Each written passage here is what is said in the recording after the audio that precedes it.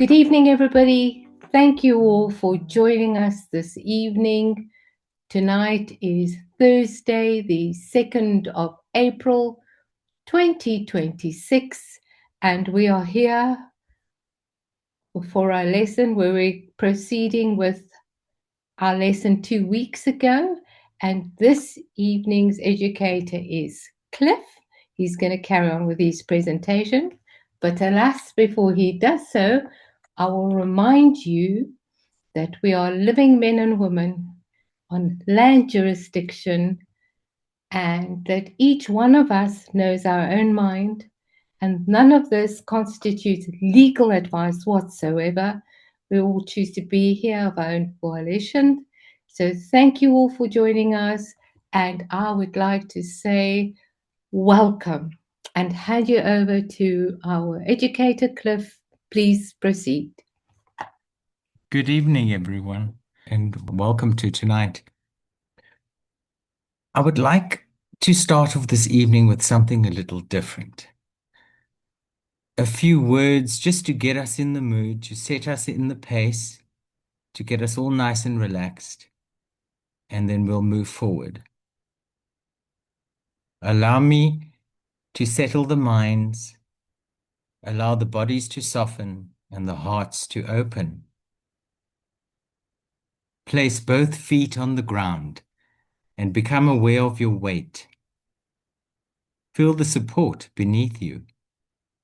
Feel yourself arriving fully into this moment. Silently within yourself, acknowledge this truth. I am alive. I am present.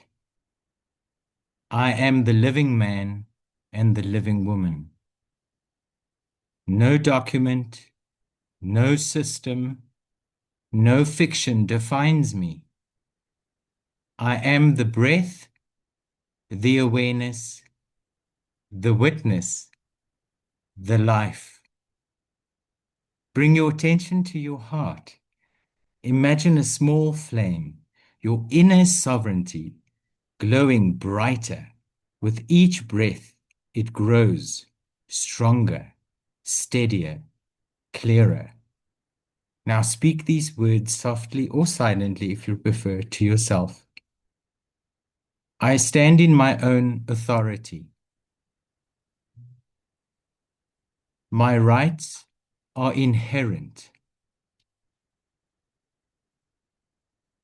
My responsibility is my power. I am sovereign in heart, mind, and spirit. And with your heart centered and your minds open, we enter this gathering as living men and women, remembering what we were never meant to forget. In order to understand sovereignty, we must first see how it was removed. The system did not take sovereignty all at once. It removed it step by step. First, the mind was conditioned. People were taught to obey, to comply, to conform, and to believe they needed authority outside of themselves. Then, money became the tool of control. Debt, tax, interest, dependency. And of course, this dependency replaces the natural self-governance. After that, health became regulated, licensed, and controlled, separating man from his natural immunity and healing. And finally, full control was established through systems, registrations, assumptions, and corporate governance. This process was slow, deliberate, and hidden. It replaces living sovereignty with administrative control. And of course, to reclaim sovereignty, we must first see the mechanism that it removed. Over centuries, nations shifted from living communities into corporate jurisdictions. Kings became administrators. People became subjects. Freedom became conditional. Rights became privileges. Responsibilities were replaced with compliance. When nations turned into corporations, people unknowingly became assets, managed, directed, and regulated. The question is not, how did the system become powerful? The question is, how did the people forget who they were? This historical shift forms the foundation of our awakening. You may have heard the quote attributed to Edward Mandell House, describing how people could be quietly enslaved through registration, credit systems, and state control. Whether fully accurate or paraphrased, the message remains true. A population that does not know its sovereign will willingly surrender its authority. The warning is clear. When man forgets his inherent rights, the system fills the void. One of the most subtle tools used to separate man from sovereignty is the concept of being pledged. Through birth registration, identification numbers, and state-created documents, a corporate entity, not the living man, is placed into commerce. This entity can be taxed, fined, regulated, and controlled. But this entity is not you. It is a fiction the system presumes you agree to represent. The pledge was never disclosed. Consent was assumed. Sovereignty was replaced with administration. Understanding this distinction is critical to reclaiming authority. Registration always means transfer. What you register, you no longer fully own. Vehicles, property, businesses, even the birth event, once registered, fall under a different jurisdiction. The system uses registration to move living things into corporate control. That is why sovereignty begins with awareness. What belongs to the living man must remain in his own jurisdiction. Social insurance systems were presented as support, safety nets, and protection, but they also created dependency. When people rely on the state for income, health, education, and security, the state quietly becomes the authority. Dependency weakens authority. Self-governance strengthens it. The sovereign man must always ask, where am I still dependent on external power? Because wherever dependency exists, so does control. One of the most important concepts in modern control systems is the idea of the legal person. The system does not deal with the living man. It deals with the created entity, a title, a construct, a corporate version of you. This legal person can be taxed. It can be fined. It can be charged. It can be regulated. It operates under statutes, codes, and policies, not natural law.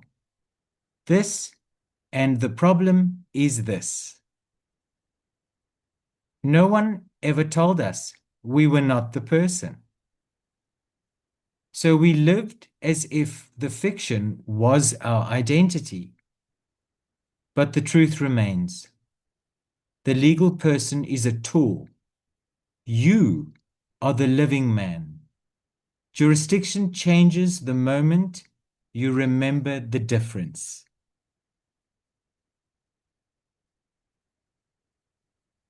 The removal of sovereignty happened through layers of assumption, not force. Here is the real process. You were never told you were sovereign. A legal entity was created without your informed consent. Systems presumed you were acting as the entity. Your silence was treated as agreement or consent. You lived inside a fiction, believing it was reality. The system didn't need to take sovereignty. It needed you to forget it. Reclaiming sovereignty is not rebellion. It is the restoration of truth. Every man and every woman is born with inherent rights. Rights are not granted by government. They are recognized. These include the right to life, the right to freedom, the right to expression, the right to movement, the right to privacy, the right to equality, the right to safety, the right to dignity, the right to self-determination. These rights prove sovereignty. If you were not sovereign, you would not have rights, only permissions. A sovereign requires no permission to be free. Personal sovereignty is your natural state of being. The ability to govern your own choices, actions, thoughts, and direction in life. It includes autonomy, responsibility, self-direction, emotional mastery, moral grounding, and conscious awareness. Personal sovereignty is where the external world meets the internal world. It is the beginning of freedom and the foundation of all lawful standing. National sovereignty refers to the collective right of a people to govern themselves without external interference. However, a nation cannot be sovereign if its people are not. National sovereignty is the outer reflection. Personal sovereignty is the inner source. A free nation is built on free men. A nation of dependence will always be controlled. To strengthen a nation, you must first strengthen the individuals within it.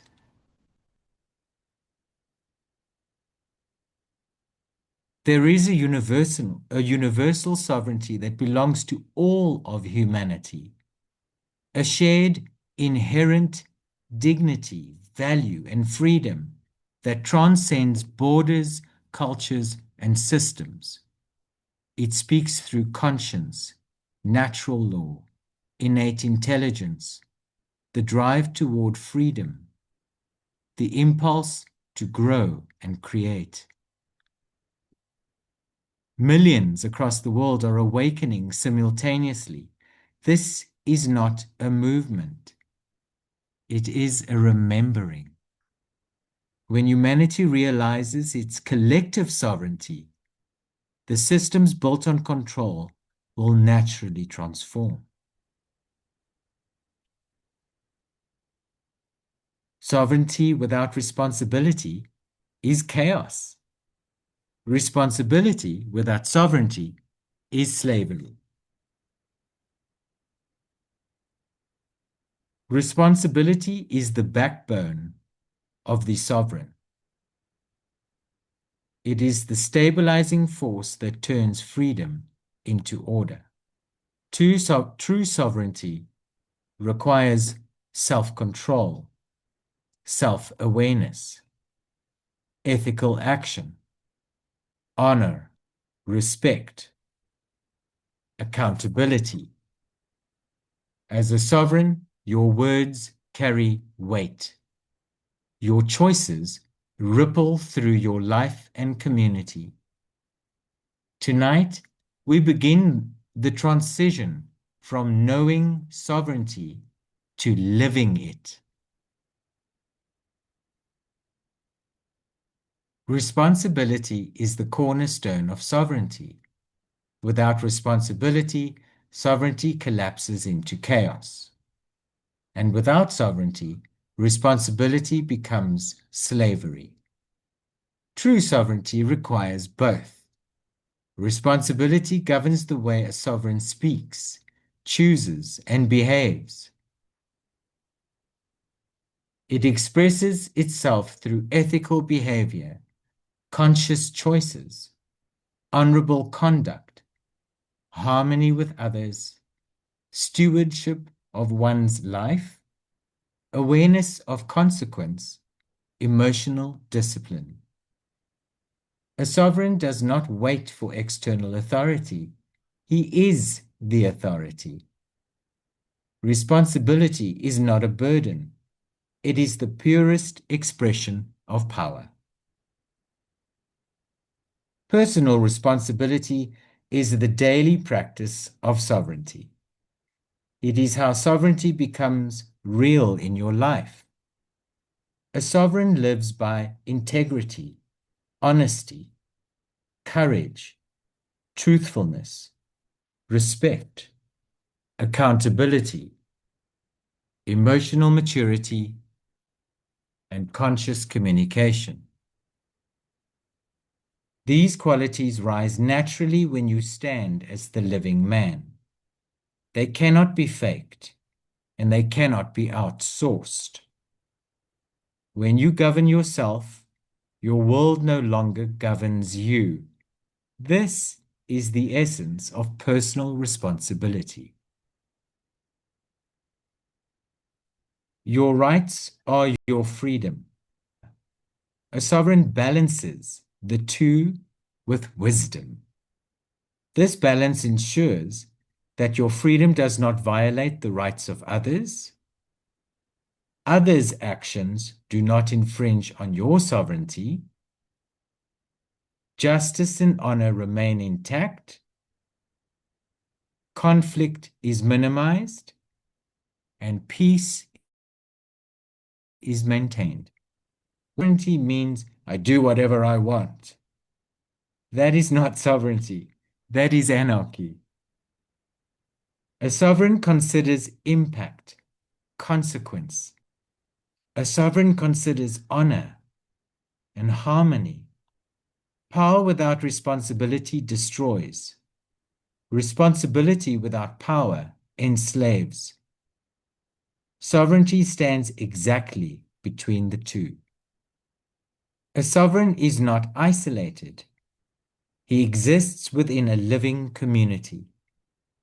The true sovereign contributes to collective well-being, harmony and justice, transparency, mutual support, protection of the vulnerable, peaceful conflict resolution, and sustainable living.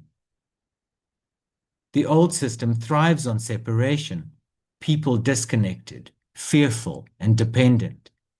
Sovereign communities thrive on connection, shared values, shared responsibilities, shared honor. A sovereign recognizes that strength grows when the people stand together. Self-governance is sovereignty in action. It is the ability of individuals or groups to manage their own affairs without needing external authority or intervention. Self-governance includes freedom to choose, freedom to organize, accountability for outcomes, transparent communication, participatory decision-making, ethical leadership, conflict resolution. For thousands of years, humanity lived this way, long before the rise of states or corporations. Self-governance is not rebellion. It is the natural condition for a free people. Self-governance empowers both individuals and communities. Practically, it creates decision-making, faster problem-solving, less bureaucracy, greater transparency, stronger trust, reduced dependency on institutions, resilient communities. Spiritually and emotionally, it fosters dignity, purpose, mutual respect, contribution, honor, and sovereign identity. A sovereign does not ask permission to act responsibly, to organize his life, or to care for his community. Self-governance is maturity. It is the natural expression of a living man standing in his authority. Self-governance is not new. It is the original human system, older than nations, corporations, or modern law. Humanity has governed itself through indigenous tribal councils, governance rooted in wisdom, elder guidance, and consensus, not force. Leaders chosen by characters, not power. Ancient village assemblies, open forums where everyone had a voice. Justice was restorative, not punitive. Then there was cooperative communities, modern examples where people chose voluntarily collaboration, shared responsibility, and mutual benefit. And common law assemblies, people organizing themselves to uphold rights, resolve disputes, and protect their communities. These models prove one thing: self-governance is natural, effective, and human. Control systems are the exception, not the rule. For thousands of years, man lived in tribes, clans, and councils, governing themselves through agreements, honor, and tradition. Examples include African tribes guided by Ubuntu and elder councils, Nordic things where free men resolve disputes openly, Native American confederacies built on consensus, Celtic Brehon law based on restoration, not punishment, and Greek citizen assemblies where decisions were made by the people. Modern state structures are a recent invention. They replaced natural community governance with bureaucratic oversight. The history of humanity is the history of self-governance. Everything else is temporary. Self-governance produces stronger communities, freer individuals, and healthier societies. Practical benefits include faster decisions, less corruption, more transparency, local solutions, cooperative problem solving, empowering individuals, and lower dependency on institutions. The emotional and spiritual benefits include dignity, meaning, belonging, mutual respect, purpose, fulfillment. When the people govern themselves, freedom becomes normal, peace becomes natural, and sovereignty becomes lived reality. Sovereignty is both individual and collective. Individual sovereignty, you govern yourself. No one has authority over your inner jurisdiction. Collective sovereignty. Communities govern themselves. No external system imposes rules. The balance is achieved when no one forces their will upon another. The community respects individual rights. Decisions are made through honor and transparency. Boundaries are clear and mutual. Everyone contributes responsibly. Sovereignty does not mean standing alone.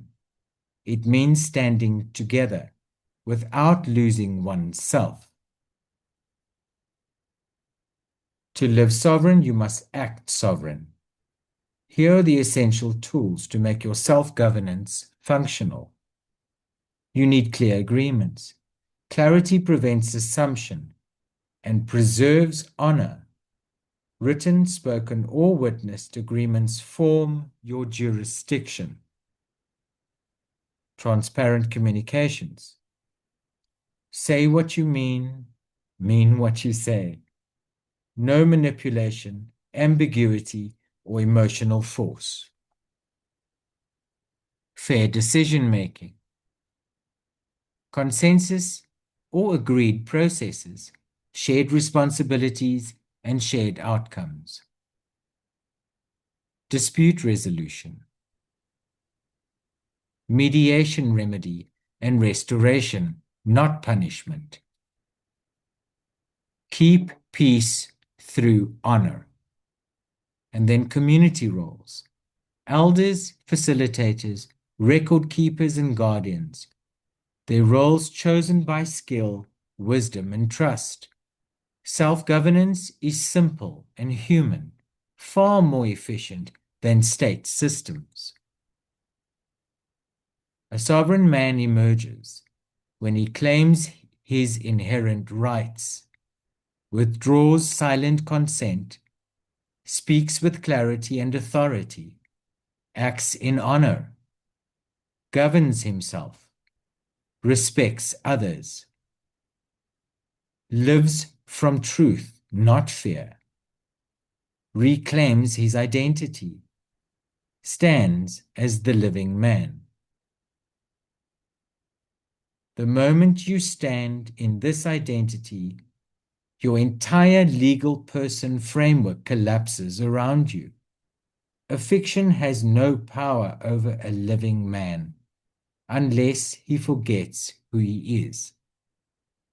When the sovereign man arises, the old system loses its claim. A true sovereign is defined by qualities, not status, titles, and declarations.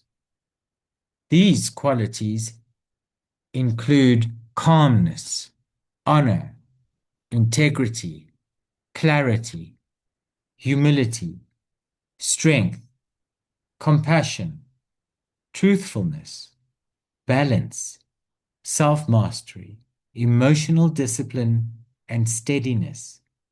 These qualities restore natural authority. A sovereign governs himself before governing anything else. He does not dominate, he stands. You were born sovereign. Your rights were inherent. Your freedom was natural. Your authority was unquestionable. Sovereignty is not something you earn. It is something you remember. Tonight was not about learning something new. It was about removing the layers that made you forget who and what you already are. The world system did not give you sovereignty. Therefore, it cannot take it away. This is the beginning of your return to the living man and the living woman, and to the truth that cannot be raised. Thank you very much, Cliff. That was beautiful. I want to close off just quickly, if I may, with a quick closing note before we close entirely, if I may, Saka. Oh no, well, please do. I'm really enjoying the session. I'm Thank you. surprised that it's come upon us so quickly. And I'd like to plant the seed for next Thursday's gathering. Tonight we explored sovereignty, what it is, where it comes from, and what it requires to the living man, or what it requires of the living man. But sovereignty has a deeper foundation, a truth beneath all truths, a question older than law, older than nations, and older than language itself. Who are you? Who is the one standing behind the name? Who is the one behind the documents? The one behind the story. Next week, we enter one of the most important teachings. Know who you are. Because sovereignty means nothing until the man and woman remember who he and she is. And that is not the fiction. It is not the title, not the registration, not the assumption, not the artificial identity. Next week, we go deeper into identity, essence, nature, status, and standing, into the truth that no government can grant and no system can erase. Tonight, we awakened sovereignty. Next week, we awaken the self. Thank you. I will say a huge, big, humongous thank you, because when you went through the qualities of a sovereign, I feel that I still have a lot of work to do, a lot of work to do. So thank you. That was a beautiful lesson. Thank you all. Thank you very much. Thank you, Cliffy. Another wonderful, amazing sessions. And it's been wonderful having you all here. Thank you for my colleagues that have been supporting in the background and to all the attendees that joined us. Thank you all and good night. Good night, all.